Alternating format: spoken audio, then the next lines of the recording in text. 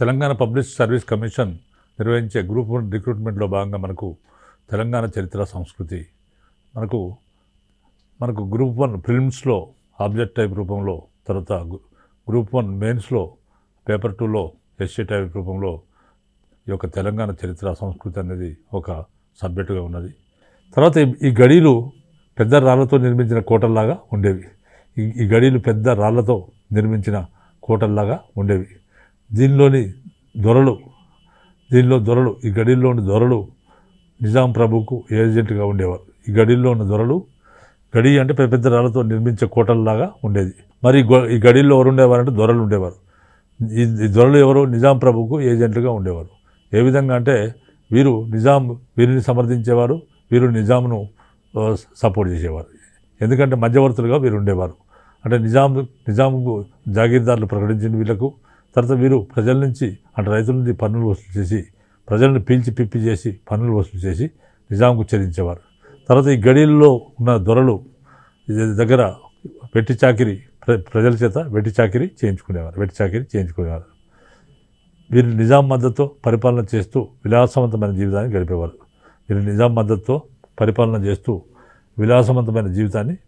గడిపేవారు. నిజాం రాజ్యంలో మొత్తం 200 నుంచి 250 వరకు గడీలు ఉండేవి. ఇందులో ముఖ్యమైనవి విష్ణూరు, కల్లెడ, కంఠాత్మకూరు, సంజీవనరావుపేట మొదలైనవి.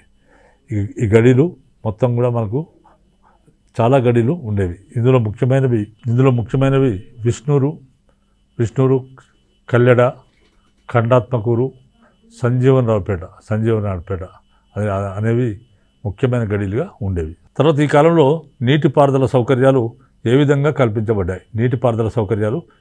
కల్పించబడ్డాయంటే తెలంగాణలో ఎక్కువగా వర్షాలు కురిసేవి.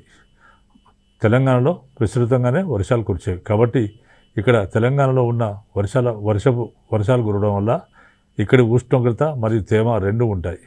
ఇక్కడ వర్షాలు ఎక్కువ కురవడం వల్ల ఉష్ణోగ్రత, తేమ రెండు ఉండేవి. ఇక్కడి నేల ఇసుకమయమై ఉంటుంది. తెలంగాణ నేల ఇసుకమయమై ఉంటుంది. అంచేత తడి నిలవదు. ఇసుకమయం ఉంటుంది కాబట్టి ఇక్కడ తడి ఎక్కువ నిలవదు.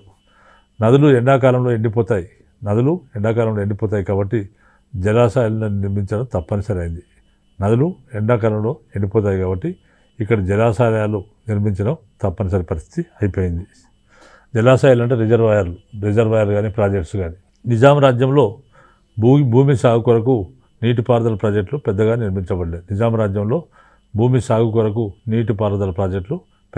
నిర్మించబడలేదు.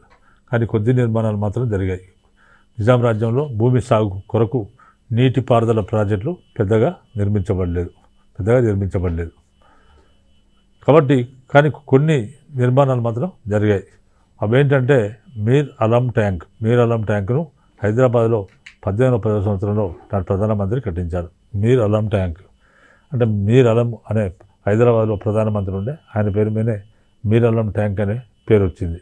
ఆ విధంగా మీర్ అలం ట్యాంకును హైదరాబాద్లో 1810వ సంవత్సరంలో నాటి ప్రధానమంత్రి కట్టించడం జరిగింది.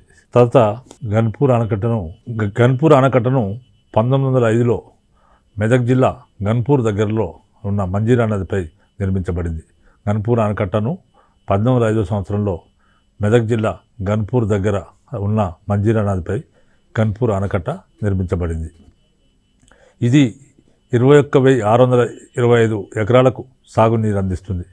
ఇది దాదాపు 21,625 ఎకరాలకు సాగునీరు అందిస్తుంది. తర్వాత ఆసిఫ్నగర్ ప్రాజెక్టును నల్గొండ జిల్లాని నెమ్మలి కాలువ ఆసిఫ్ సాగర్ ప్రాజెక్టును 1905లో నల్గొండ జిల్లాలోని నెమ్మలి కాలువ గ్రామంలో మూసీ నదిపై నిర్మించడం జరిగింది. ఈ ప్రాజెక్టు 15,245 ఎకరాలకు సాగునీరు అందిస్తుంది. తర్వాత ఉస్మాన్ సాగర్ గండిపేట ప్రాజెక్టును 7వ నిజాం మీర్ ఉస్మాన్ అలీ ఖాన్ 1920వ సంవత్సరంలో కట్టించాడు. ఇది మూసీ నది వరద నివారణ మరియు హైదరాబాద్ తాగునీటి అవసరాల కొరకు నిర్మించబడింది.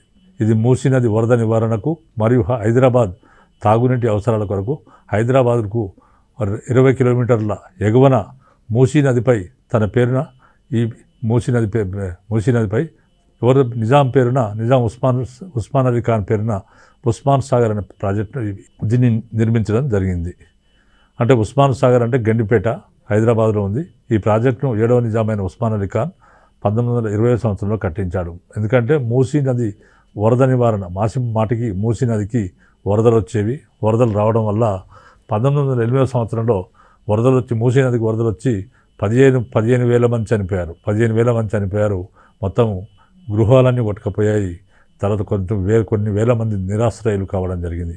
అటువంటి సందర్భంలో 1911లో ఉస్మాన్ అలీ ఖాన్ సింహాసనాన్ని అధిష్ఠించిన తర్వాత ప్రముఖ ఇంజనీర్ అయిన మోక్షగుండం విశ్వేశ్వరయ్యను బెంగళూరు నుంచి పిలిపించి ఆహ్వానించి ఆయనను నివారణ చర్యలు ఏంటి, మూసీ నదికి మాటికి వరదలు వస్తున్నాయి, ఏం చేయాలి అని అడిగినప్పుడు మోక్షగుండం విశ్వేశ్వరయ్య ఆయన సలహాలు ఇచ్చాడు. మూసీ నది పైన 2 రిజర్వాయర్ కట్టండి, 2 రిజర్వాయర్ కడితే మీకు వరద రాదు మూసీలో అని చెప్పాడు. ఆ విధంగా 1920 సంవత్సరంలో ఉస్మాన్ సాగర్ గండిపేట రిజర్వాయర్ను మూసీ నది పైన నిర్మించడం జరిగింది. ఇది మూసీ నది వరద నివారణ కొరకు నిర్మించబడింది. తర్వాత హైదరాబాద్ తాగునీటి అవసరాల కొరకు నిర్మించబడింది.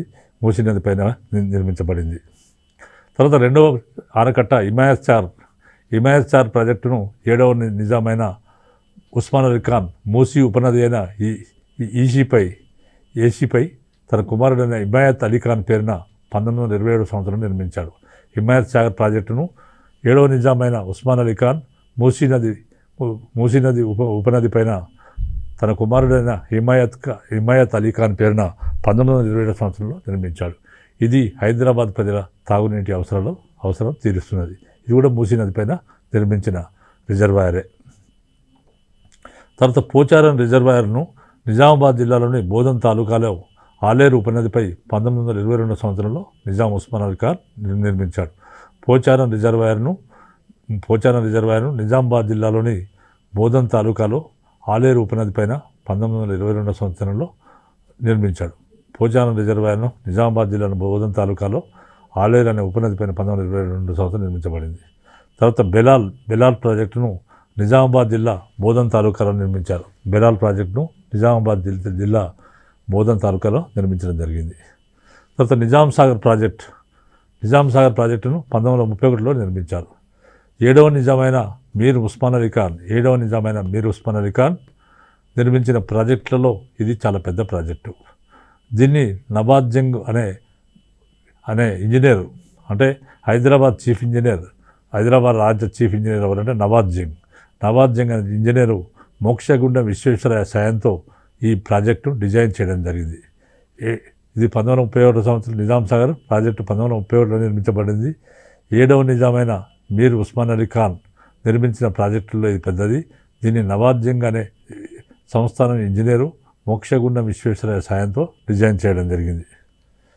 ఈ ప్రాజెక్టు నిజామాబాద్ జిల్లాలో అచ్చంపేట గ్రామం సమీపంలో మంజీరా నదిపై 1931 సంవత్సరంలో నిర్మించారు.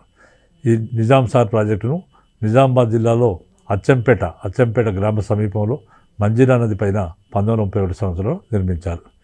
ఇది చెరుకు పంటలకు నీరందించడం వల్ల నిజాం చక్కెర పరిశ్రమను ఇక్కడ నెలకొల్పారు.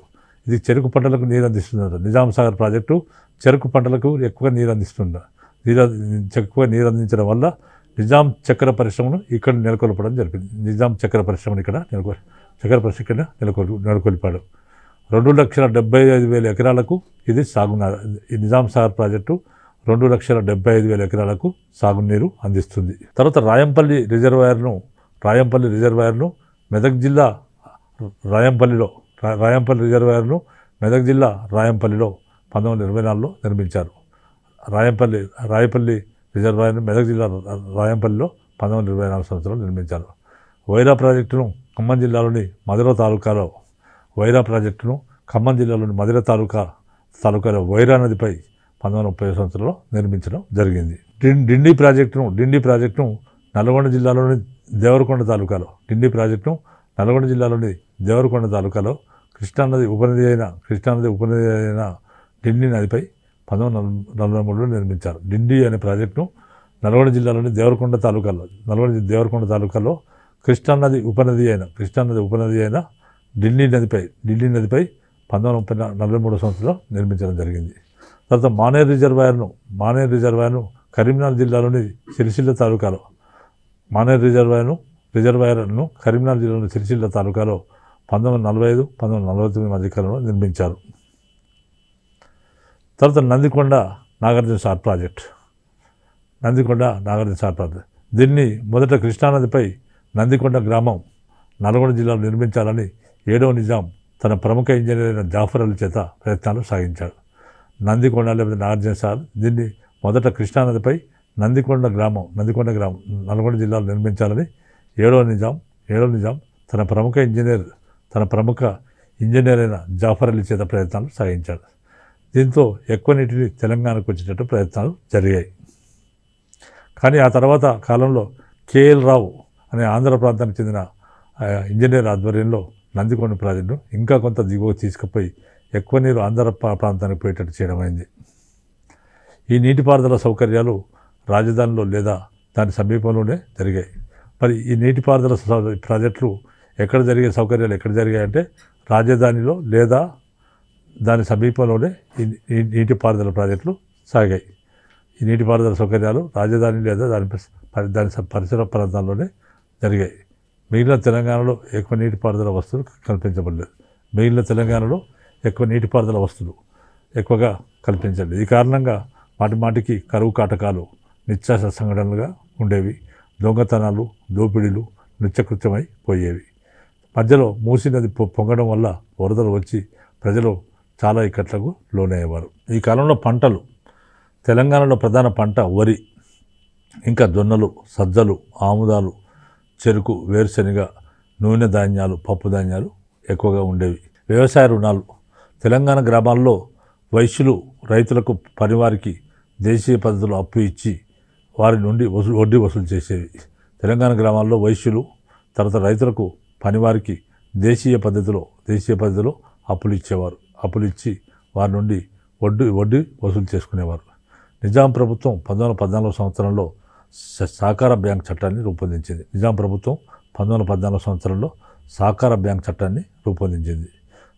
సహకార సంఘాల ద్వారా రైతులకు తక్కువ వడ్డీకి రుణాలు ఇచ్చే చర్యలు తీసుకున్నది.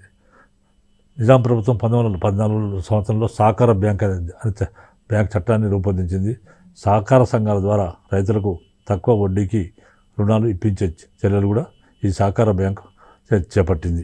ఇందుకొరకు నిజాం రాజ్యంలో హైదరాబాద్ స్టేట్ బ్యాంక్ శాఖలు నెలకొల్పబడ్డాయి. దీని కొరకు నిజాం రాజ్యంలో హైదరాబాద్ స్టేట్ బ్యాంక్ శాఖలు నెలకొల్పబడ్డాయి. క్రీస్తకం 1940 నాటికి అన్ని జిల్లాల్లో స్థాపించబడ్డ జిల్లా కేంద్ర సహకార బ్యాంకులు, ప్రైమరీ సహకార సంఘాలు ప్రజలకు అనేక విధాలైన రుణ సౌకర్యాలు కలిగించడం జరిగింది. నిజాం ప్రభుత్వం 1925లో తాలూకా వ్యవసాయదారుల సంఘం ద్వారా వ్యవసాయ ఉత్పత్తులను విక్రయించే పద్ధతిని కూడా ప్రవేశపెట్టింది. నిజాం ప్రభుత్వం 1920 సంవత్సరంలో తాలూకా వ్యవసాయదారుల సంఘం అనేది ఒక సంఘం ఉండేది.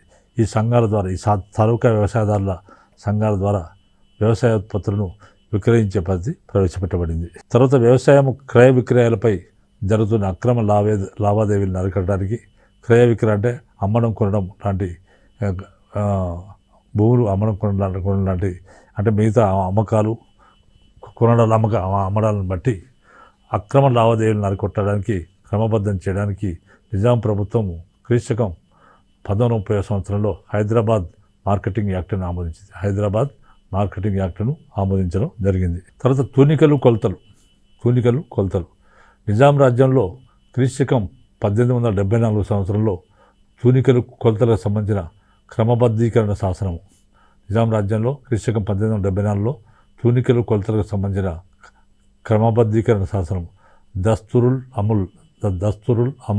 అమలుపరచుటకు అధిక పథకాలు రూపొందించారు. నిజాం రాజ్యంలో క్రీస్తకం 1874లో తూనికలు కొలతలకు సంబంధించిన క్రమబద్ధీకరణ శాసనం దస్తురుల్ అమలుపరచుటకు పథకాలు రూపొందించడం జరిగింది.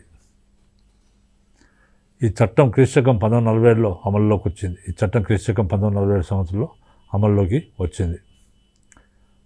11 మాసములున్న ఆలిసిక్కా ప్రాతిపదికగా తూనికల కొలతలు ఏర్పాటు చేయబడ్డాయి. 11 మాసములున్న ఆలిసిక్కా ప్రాతిపదికగా ట్యూనికల్ కొలతలు ఏర్పాటు చేయబడ్డాయి. కరెన్సీ. హైదరాబాద్ సంస్థానానికి ప్రత్యేక కరెన్సీ చలామణిలో ఉండేది. హైదరాబాద్ సంస్థానానికి ప్రత్యేక కరెన్సీ చలామణిలో ఉండేది. ఈ నాణ్యాన్ని ఏమనేవారంటే హాలీ సిక్కా అని అనేవారు. హైదరాబాద్ రాజ్యానికి లేదా హైదరాబాద్ సంస్థానానికి ప్రత్యేక కరెన్సీ అమల్లో ఉండేది. ప్రత్యేక కరెన్సీ చలామణిలో ఉండేది. ఈ నాణ్యాన్ని అనేవారంటే హాలీ సిక్కా. ఈ నాణ్యాన్ని హాలీ సిక్కా అని అనేవారు. బ్రిటిష్ ఇండియాలో కల్దార్ నాణ్యం అమల్లో ఉండేది. బ్రిటిష్ ఇండియాలో కల్దార్ నాణ్యం అనేది అమల్లో ఉండేది. 100 రూపాయల హాలీకి 83 రూపాయల 5 అనాల 3 పైసల కల్దార్ మార్గం లభించేది. తర్వాత 1883 సంవత్సరంలో చేతితోనే నాణాలు తయారు చేసేవారు. 1883 వరకు కేవలం చేతితోనే నాణాలు తయారు చేసేవారు. అయితే 1894లో యంత్రాల మీద చర్కీ నాణాలు తయారు చేయడం ప్రారంభించారు. 1894లో యంత్రాల మీద చర్కీ నాణాలు తయారు చేయడం ప్రారంభించారు. ఈ నాణం 172 గ్రెయిన్లు బరువు ఉండేది. ఈ చర్కీ నాణం కూడా ఉస్మానియా సిక్కా నాణ్యం ఆకారంలోనూ సైజులోనూ ఉండేది. ఈ చర్కీ నాణం కూడా ఉస్మానియా సిక్కా నాణ్యం ఆకారంలోనూ సైజులోనూ ఉండేది. నాణ్యం ఎదుటి భాగంలో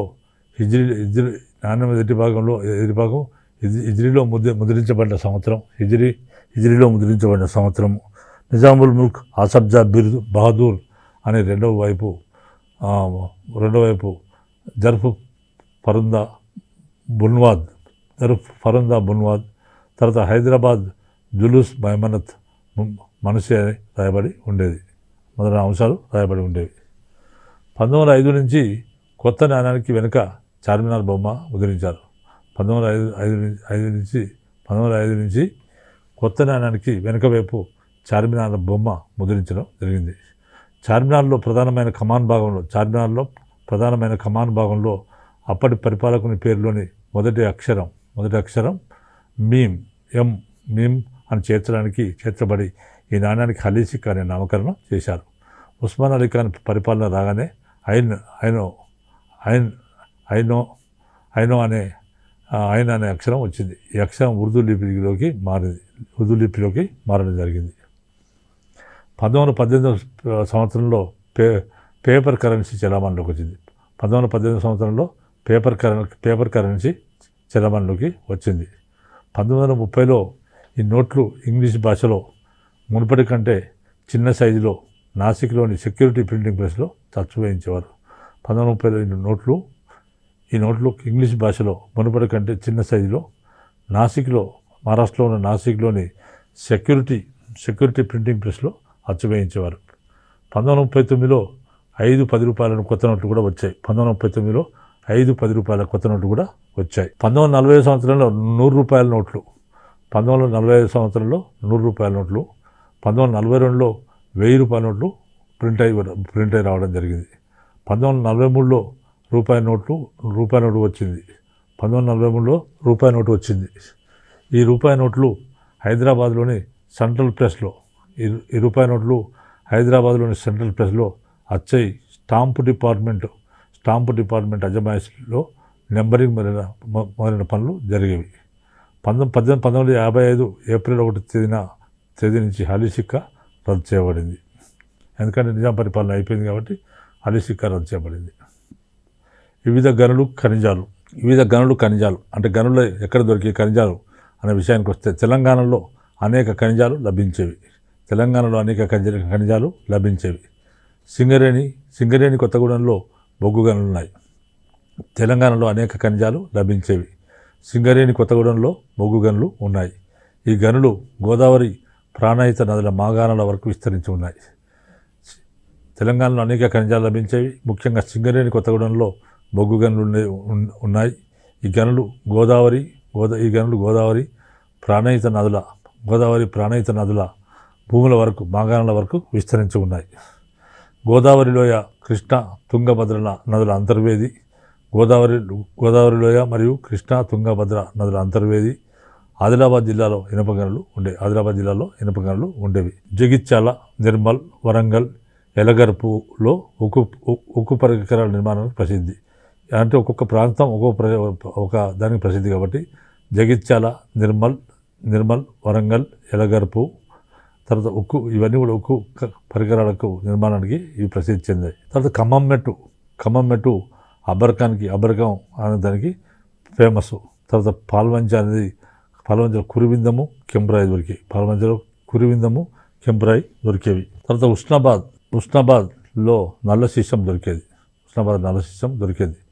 వరంగల్లో తివాచీలు, పత్రంజీలు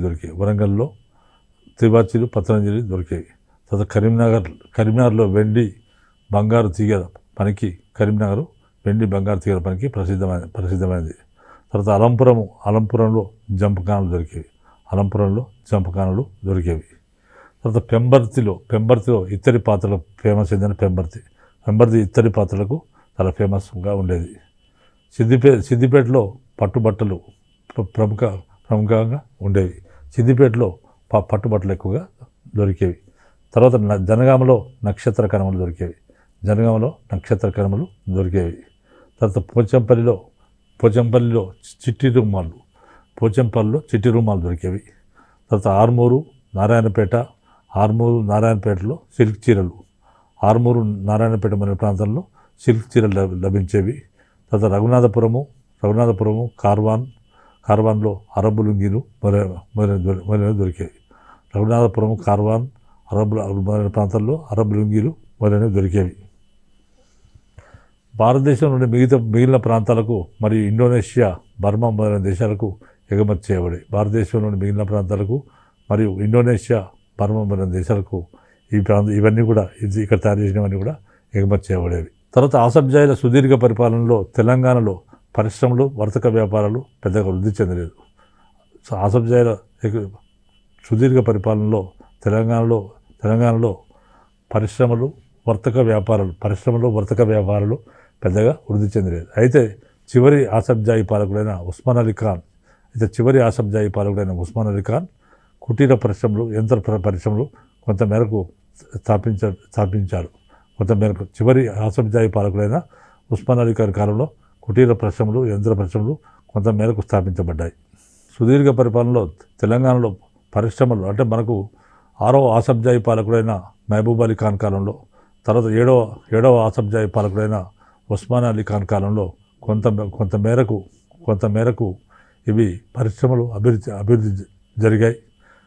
కొంతమేరకు పరిశ్రమల అభివృద్ధి జరిగింది. కాబట్టి అంటే 5 ఆసఫ్ జాహీ పాలకులు పారిశ్రామికంగా కానీ మిగతా రంగాల్లో కానీ తెలంగాణ ప్రాంతాన్ని పెద్దగా అభివృద్ధి చేయలేదు. కానీ 6వ నిజాం తర్వాత 7వ నిజాం ఇద్దరు కూడా కాలంలో పరిశ్రమలో, వర్తక వ్యాపారాలు పెద్దగా వృద్ధి చెందారు. అయితే చివరి ఆసఫ్ జాహీ పాలకుడైన ఉస్మాన్ అలీ ఖాన్ కాలంలో కుటీర పరిశ్రమలు, యంత్ర పరిశ్రమలు కొంతమేరకు స్థాపించబడ్డాయి. తర్వాత ఈ కాలం నాటి పరిశ్రమలకు సంబంధించిన అంశాన్ని మన ఆర్థిక పరిస్థితుల్లో కిందకి వస్తుంది కాబట్టి దీన్ని నెక్స్ట్ ఎపిసోడ్లో వివరించడం జరుగుతుంది.